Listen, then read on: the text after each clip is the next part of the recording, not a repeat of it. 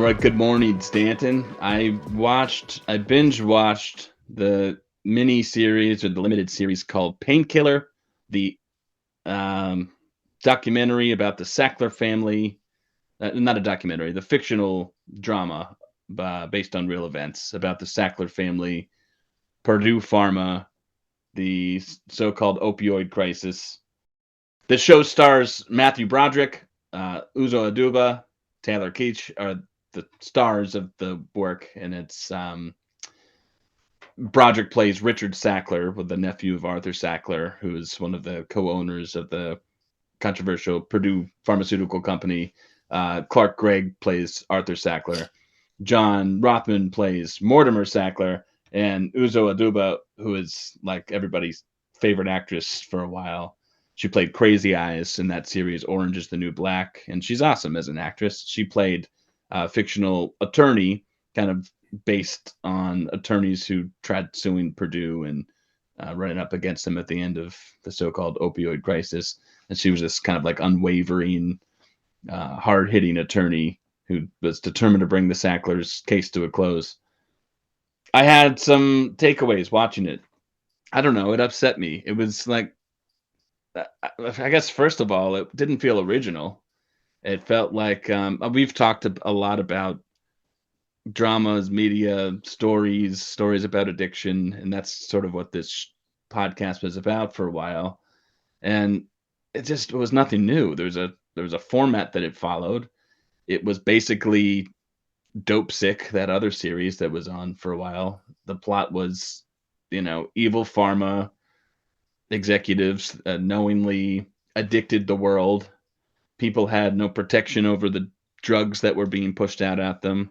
Um, the drugs unavoidably had to addict them. There was the bad guy, who were the Sacklers. That was easy. The drugs were the bad guys also. Drugs were addicting people. Doctors were bad guys. Doctors were That's painted as that's an important point. They really get down on doctors. That's so funny. It's hard to believe that we're in a position of defending doctors, but they're portrayed as the villains along with the Sacklers and the manufacturers. they tried to run the gamut in terms of archetypal morals of doctors. There were scenes where there was a doctor. I'm going to get ahead of myself, but there was one scene where there was a pharmaceutical rep trying to sell a doctor on, Oxycontin. It's a great new drug. Helpful for pain. And the guy says, "You're trying to addict all my patients." And she says, "Well, only about 1% of people form an addiction to these pills." And that's supposed to be this laughable line that this ethical doctor scoffs at. Ha! 1% of people. Let me tell you something. These pills are no different than heroin, morphine, heroin. It's all the same thing. Do you think only 1% of people are addicted to heroin? And the argument is supposed to be, no, it's not like heroin. Um, and then the moment of enlightenment is supposed to be for the audience that, oh my God, they were peddling pills that were just as addictive as heroin, which is, of course, supposed to be evil too.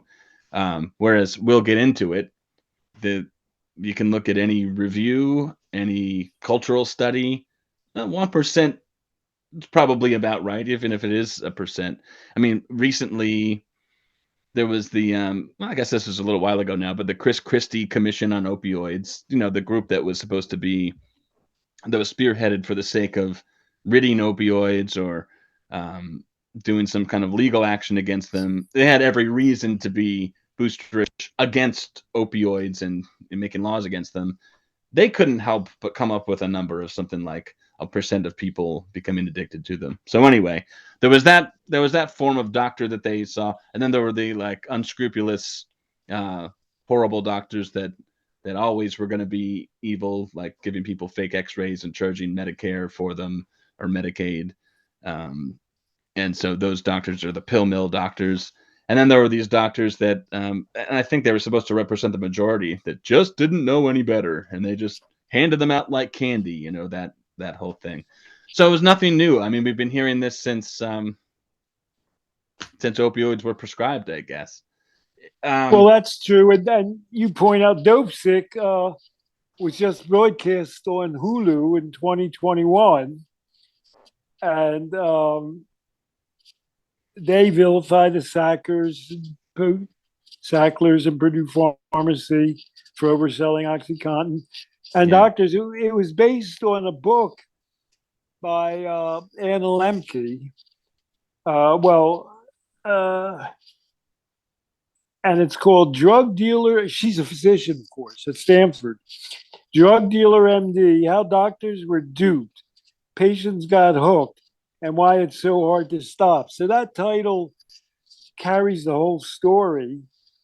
By the way, Carl Hart has appeared, of course, on Joe Rogan, and Joe Rogan loves him. Mm-hmm. But Joe Rogan loves Anna Lemke more. He had her present her arguments. Tell me, can you ever imagine Carl saying, Joe, I love you having me on. I'm really happy for the exposure, but I just have to object to your presenting Anna Lemke as though she's some kind of truth teller, talking about how everybody becomes addicted to opioids.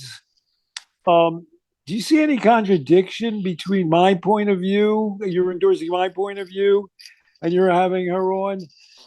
But that's not going to happen. Carl's not going to. I wish he would say that.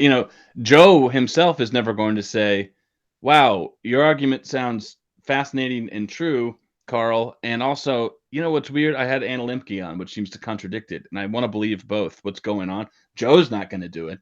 But if he ever did, Carl would say, that's bullshit. He would be, really curt about, all that shit is just bullshit. But Carl, I guess the way right, I would approach it by asking, I would try and dial into Joe Rogan's values. Joe, would you say that you're a person who believes that a libertarian point of view that people should be allowed to determine their drug use and drinking for themselves? Yeah. And that's a matter of individual initiative. Well, he does that. He does that. Joe, and then Joe agrees with them. And then Joe hangs up the call or, puts down the recording. They shake hands. And then he goes and has Anna Lemke on and believes that. I don't know how he's the same entity almost. So you brought up, let's jump into the actual points. There's a big discussion about what percentage of people become addicted to opioids. You gave the Christie Commission came up with about 1%. Everybody says it's less than 5% who have negative experiences. Yeah. And that includes things besides, being addicted. Right. So, maybe it's 3% overall. But what's remarkable, and so the conclusion is, if a quarter or a half, or if everybody, people believe everybody becomes addicted to heroin, these things are saying, well, let's cut out prescription painkillers. Mm-hmm. Their dangers are, uncontrollable and inescapable. How can we possibly use them? And so that, in fact, that experiment has actually been tried. And one way between, it wasn't quite as evident, but it was already true when Dope Sick came out. But painkiller prescriptions have been cut by about 50% now. Maybe more, yeah, at this point. Yeah. Maybe more. And at this point, everybody knows that last year was the all-time record number of drug deaths. And those are continuing at that same rate. Early preliminary data in 2023 are. So we have the data that it's rare that this occurs. We have people cutting down prescriptions, and we have increasing drug deaths. And nobody seems to add 1 and 1 equals 2 to try and go from there. Nobody does that, right? But nobody even just comes to grips with, we can forget the blame part for a minute. So let's even grant the mythology. Let's say that we believe, and everyone can just believe, Oxycontin for some reason addicted everybody. Now, we're going to unpack that mythology, but let's grant it for the thought experiment. The fact is, what you said, we're like an astronomical level of drug deaths in our country. So, one way or another, we're going to need to contend with that now. And the way to do that, even if you believe Oxycontin addicted everybody, if you look at that contradiction that you see, well, we've been cutting painkillers, people are dying all the time. We have to contend with that, and we're not. We can. How many miniseries are we going to make about Purdue Pharma while people are dying? It doesn't. That doesn't seem to be. That's even less than a. What do you call it? Those commercial messages that they used to give to public health. Oh, this What do is they your call? brain on drugs Right, or right. whatever. That's worse than that. It's stalling. It's like let's remember again who caused all this. Well, everybody's dying. Let's not solve it, but let's go back again to it. And it's actually it makes me. You're supposed to hate the Sacklers. Fine, I don't mind hating the Sackler. Whatever unscrupulous crap they did behind the scenes, I basically believe, just like most large companies who aren't charged taxes and are making a lot of money, and they probably will steamroll people in their lives, whatever. Okay, it's easy to hate them, and I would like people not to be dying anymore, and my hating the Sacklers is not going to be helping that, even on the most basic level. The thing I That want to brings it. That brings up a comparable thing with heroin.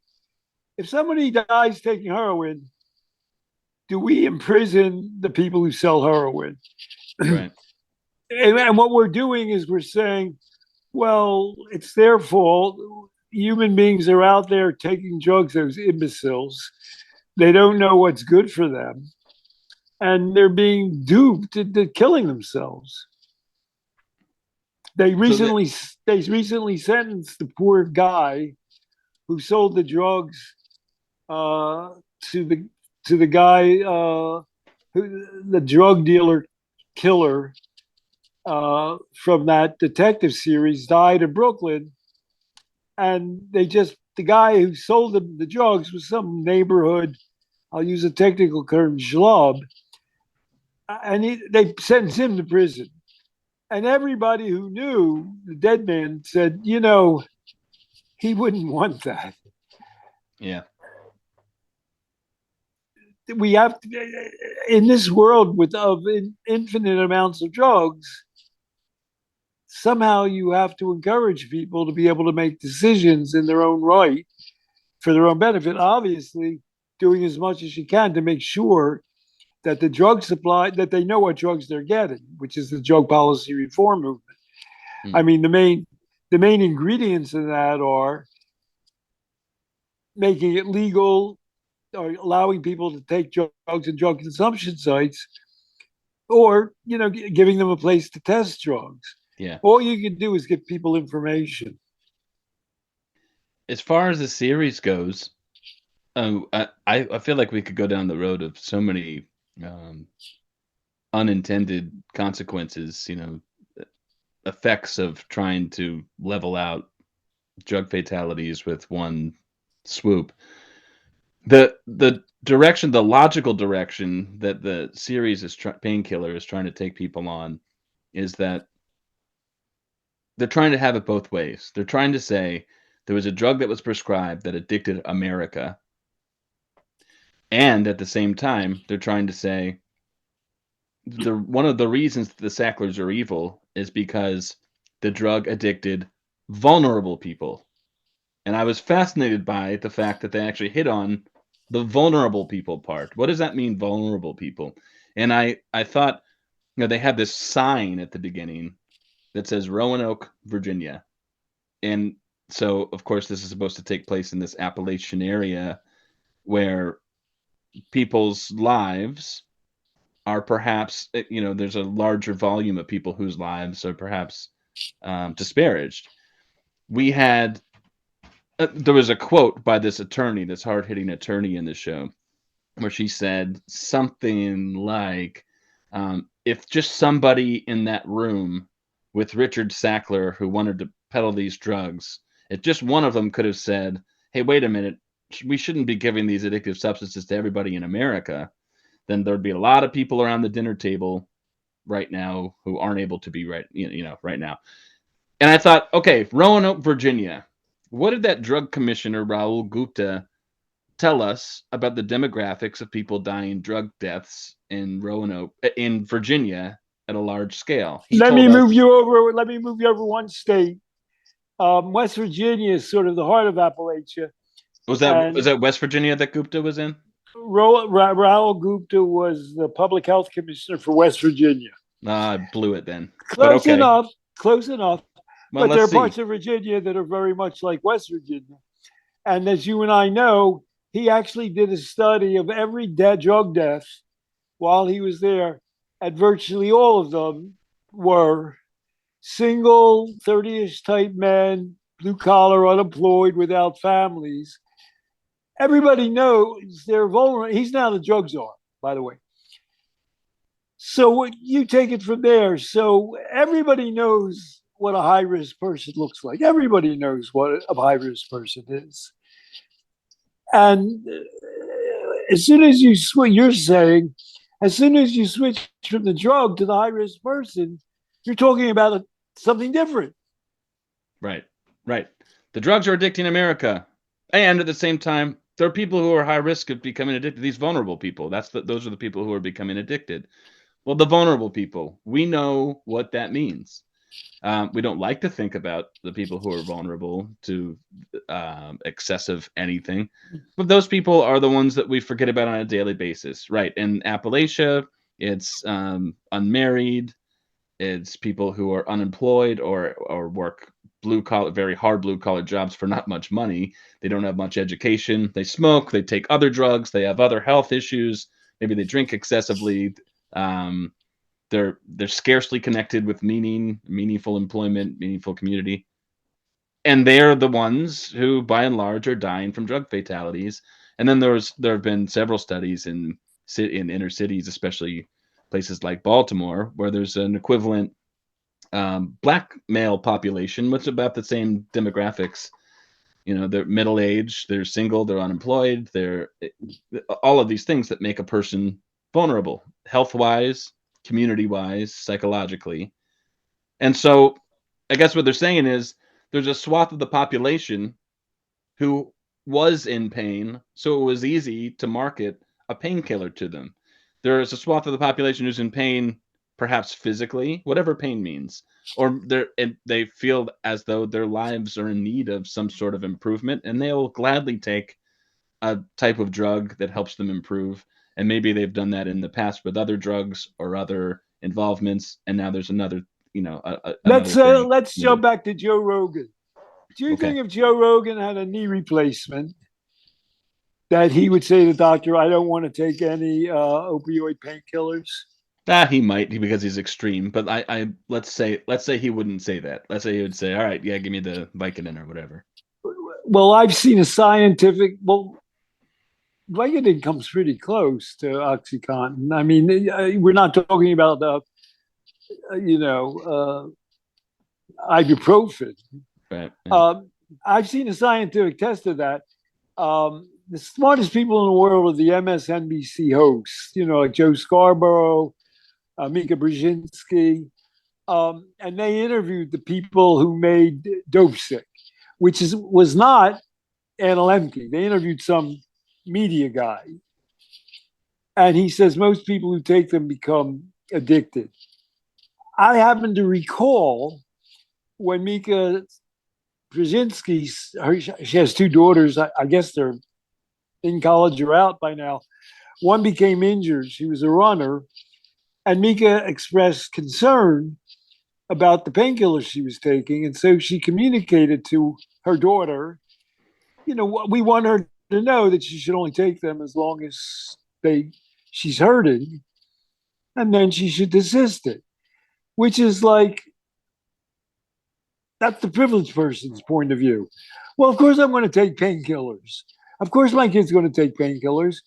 And we're going to be careful and thoughtful and mindful about when we use them and how effective they are. Mm-hmm. And that's what privileged people do. You and I are both been in settings. It's my regular gig where I ask the audience, has anybody in the audience taken a prescription painkiller? And everybody has. And then if you ask them, well, did you become addicted? They say, well, no. And then if I say to them, well, come on, a couple of you must have been enjoyed the experience and leaned towards it. Why didn't you become addicted? And then they'll give, well, I have obligations, I have children, I have work. I'm just not going to live that kind of, that's not how I'm going to live my life.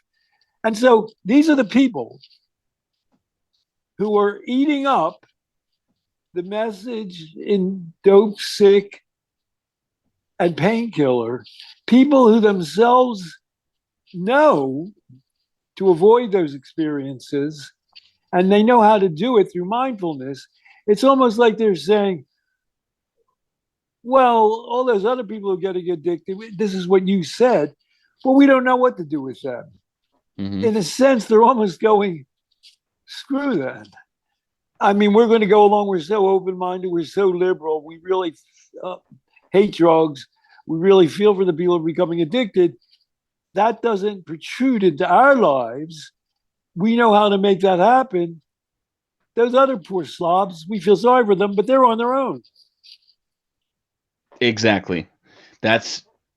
I couldn't help but view this series through that lens. I kept hearing, I know that there were characters moving their lips and saying words, and what I kept hearing every time there was supposed to be a mic drop, let's say, an enlightening point, that there's an elephant in the room that nobody cares about. Nobody's going to talk about. The people who are becoming addicted, which, by the way, Sacklers, Purdue, hate them, fine. That number 1% is right around correct. And they almost say in the show that whoever's becoming addicted to them is the vulnerable. So they're saying all the people who are becoming addicted to this drug, not that they understand what addiction means, are people whose lives are needing of improvement, and which we're not doing a good job helping them achieve in the first place. And now that there's even more distress in their lives, we still don't care.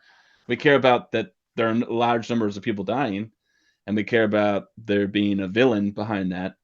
Ultimately, we're not interested in putting in a lot of effort into improving lives of individuals or helping improve culture or upbringing or even allowing people agency to do it. It's almost like I would take one step further and say, it's almost like they really don't care. I mean, you know, Mika Brzezinski and Joe Scarborough, they go to church and they don't want people to die. But it's almost like they're saying, well, we're going to blame it on the drug. We're going to be able to take the drug when we need it. Those people, they can't take the drug. And of all, you know, AMA is not a radical organization. They're traditionally against expanding Medicare. They're against Medicare. But the AMA has come out along with pain doctors and pain patients saying, you're killing us. One reason the death rate is going up is because you're withdrawing drugs that people need. And so by blaming the medication, as you say, they're not really prepared to help people because that's such a gargantuan task.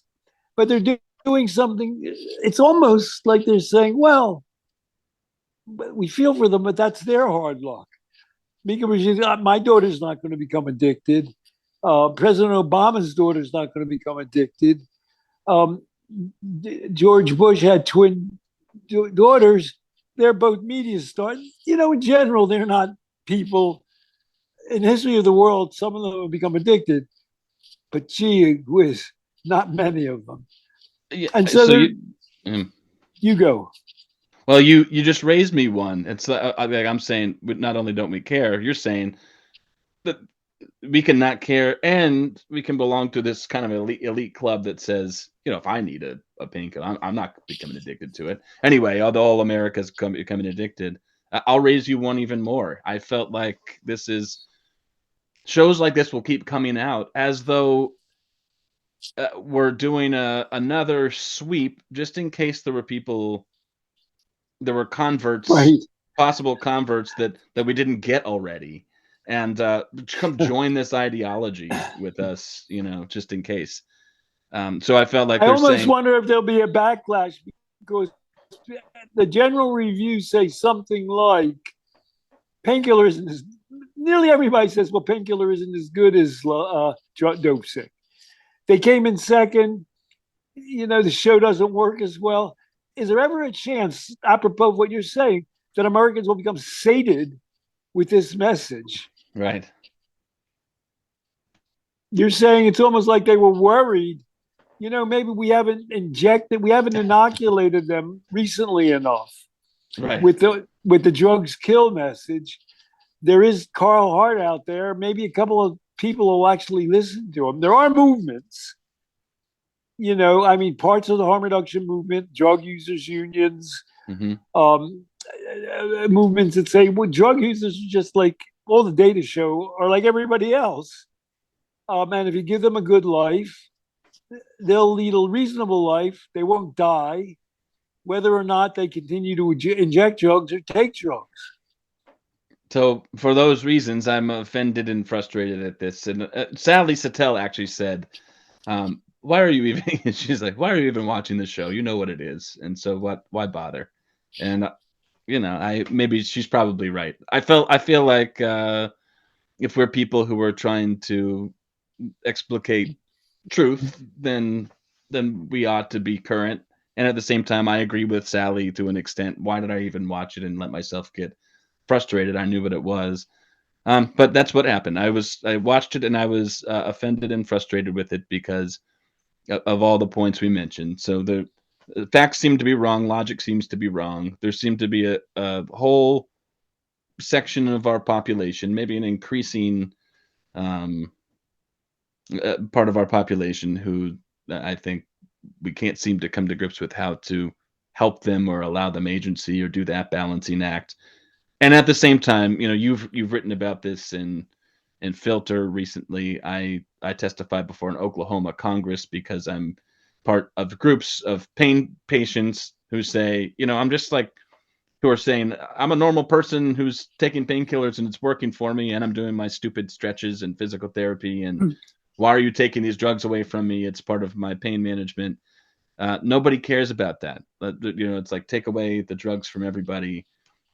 Um, and I guess the part that hits me the hardest is that we're supposed to watch this and believe that we are automatons.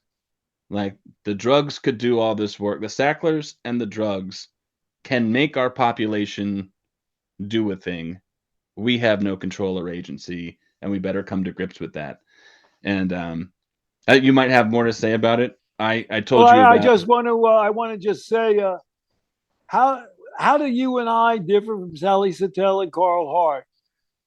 Well, you have a job, but they both have high flying jobs. They're prestige people.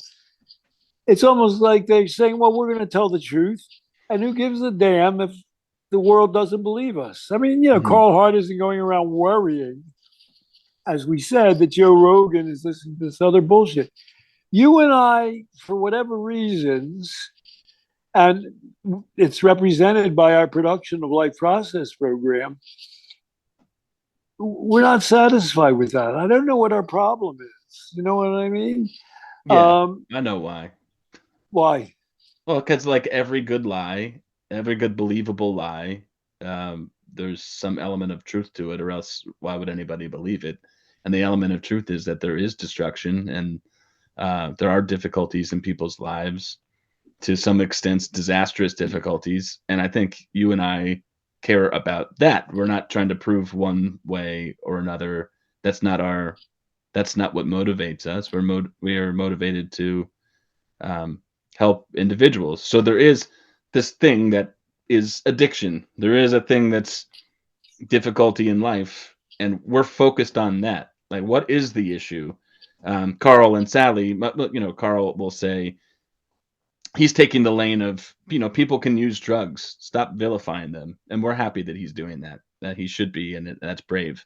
Sally's doing something similar, and you and I, as I don't know, is it because we're doing some clinical work, or is it because we're practical people who care about people? I don't know.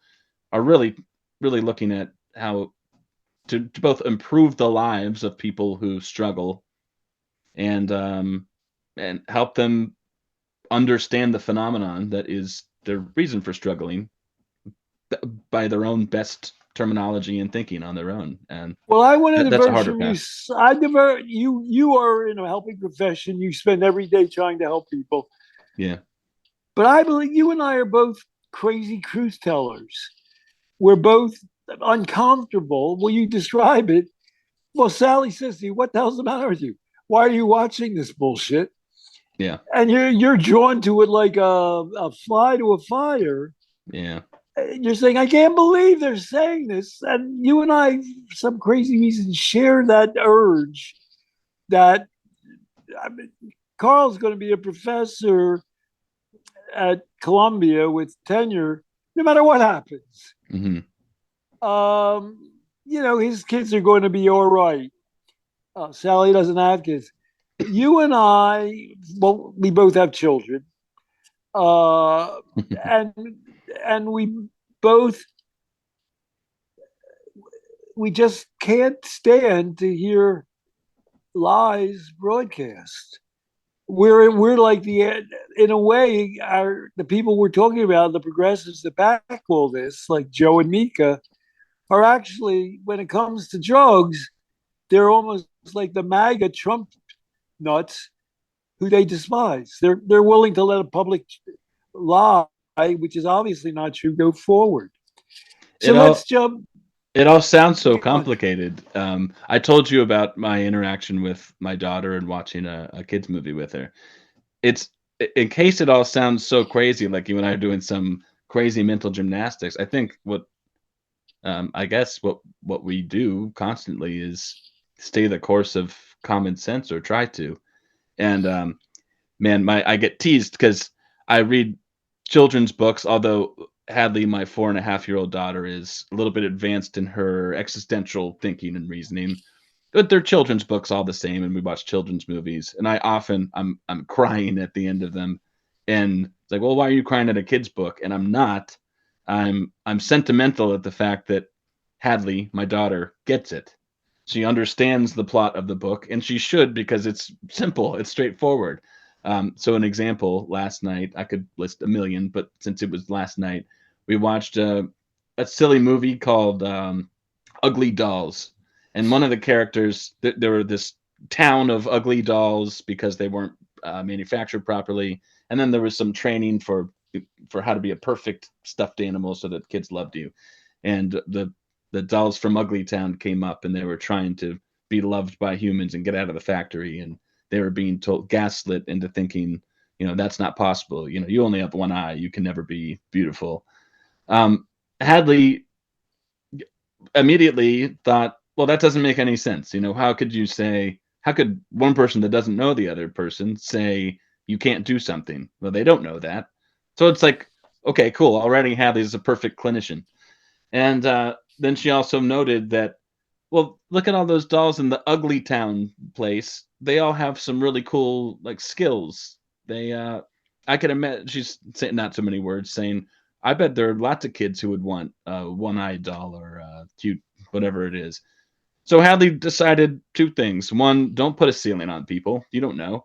And then she decided that no matter how a person or a thing is built, there's there's plenty to love about it, and it's not going to help them to put their head in the sand. They should acknowledge about themselves that they have character traits. So she understood, like, you need personal agency, and people should be helping uplift based on skills and positive traits. And she understood that people shouldn't be putting a ceiling on other people a priori. And I And there think was that also that's one doll that kind of went beyond all that. Did you say that?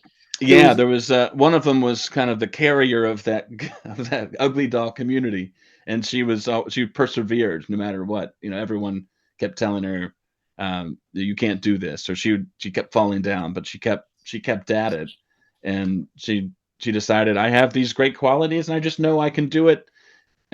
Hadley recognized that too, as perseverance and grit is important, rather than with being all due respect to Hadley, the makers of that movie, in their own way, were trying to allow her to draw that message out. absolutely. And So then, so why? your question is, how come when they kids make a kids movie, Yes, they they allow for self-efficacy, they allow for recognizing differences, but when they switch into drugs, all of that flies out the window. So I want to. There are two things I want to quote from somebody who I'm sometimes at odds with. Ethan Nadelman. One was somebody interviewed me who had just interviewed Ethan, and they said Ethan used the term, which I never heard him say, drugism. Drugism is like blaming everything on drugs. Drugism is thinking the world revolves around all things that happen because of drugs. And it's like the directors of this movie, they sort of say, well, we know what makes for a healthy person. We know what values we're trying to get across from kids. But drugs, forget that. It goes out the window. right. And the second thing that Ethan said, I believe this was in his interview when he started his new podcast. Ethan's a very subtle political guy. He doesn't usually blurt things out, but he said something like, well, Americans are just crazy about drugs.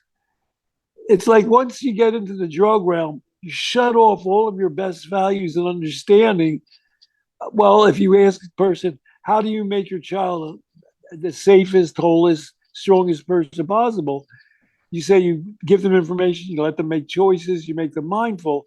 Drugs, oh, By the you way, can't. that is exactly what I mean. What I'm not saying, although Hadley is brilliant in her own right, what I'm not saying is, well, she drew this, she went leaps and bounds above her age level, and drew conclusions. Right, exactly what you're saying. How come for my 4.5-year-old there are movies tailored to her developmental what's normal for her developmentally, so that she can say, oh yeah, people, to get ahead in life and to be well should do this. And then the mature adults are supposed to say, yeah, yeah, all that crap that we tell kids. Then again, there's drugs. Exactly what you're saying. There's a drugism. We're insane. Everything that we know about human nature and psychology and well-being goes out the window, because for some reason there's this mystical thing that's a drug that changes reality. And those two things are where this is a life process program. People do better the more secure they are in life, the more success they have, the better relationships they have, the more they're a part of a community. In our way, we're trying to encourage people to do that on their own.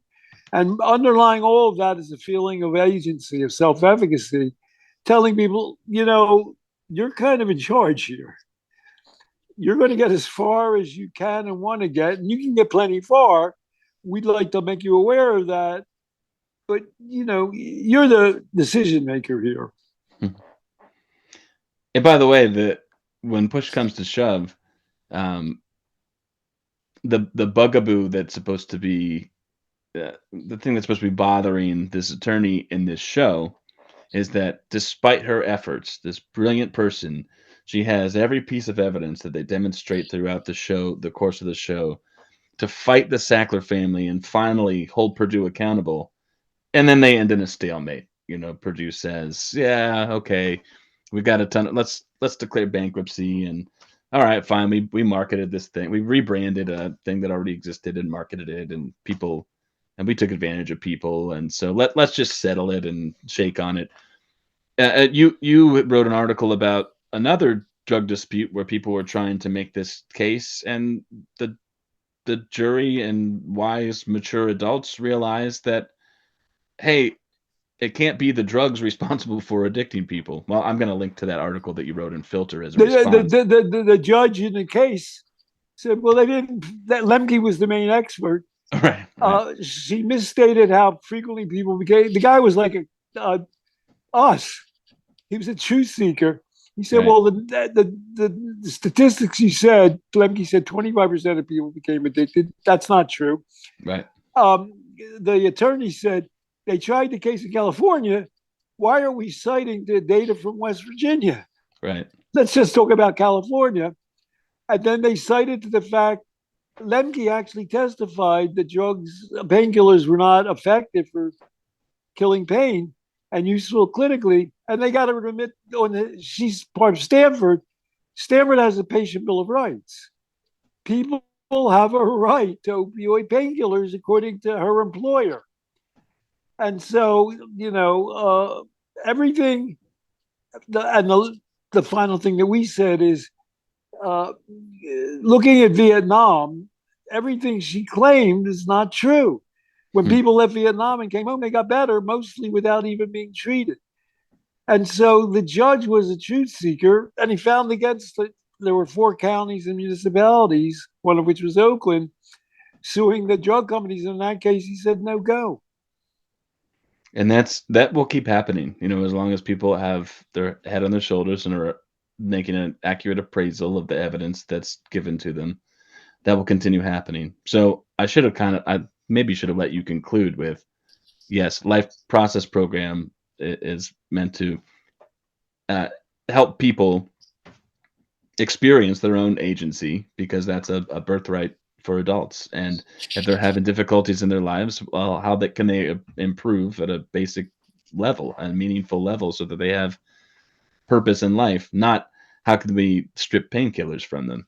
And so that's the ultimate difference between a Or food or love addiction or sex. They're not. right, We're not going to strip that from them. right.